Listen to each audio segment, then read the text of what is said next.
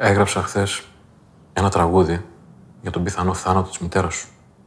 Θες να το ακούσεις? Η γυναίκα μου εδώ και αρκετό καιρό βρίσκεται σε κρίσιμη κατάσταση, σε κόμμα. Και οι γιατροί δεν είναι ενθαρρυντικοί. Λυπάμαι πολύ. Δεν μπορώ να το πάρω απόφαση ότι μπορεί να μην συνέλθει. Είναι αβάσταχτη η θλίψη.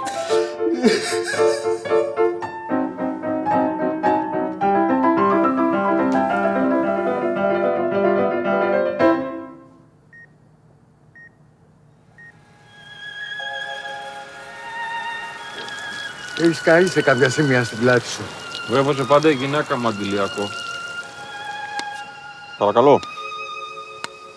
Μάλιστα ο ίδιος. Πότε?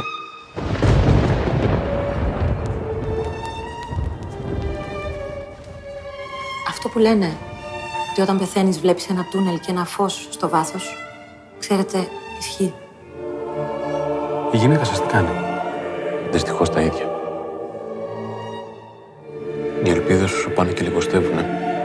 Μέσα απόγνωση. Δεν ξέρω τι να κάνω. Έχω αρχίσει και απελπίζω. Σου έφερα αυτό που μου ζήτησες.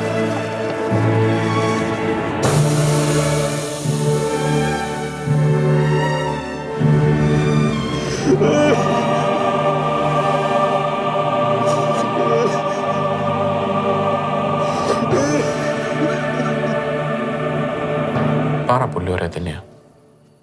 Πολύ θλιβερή. Πολύ λυπητερή.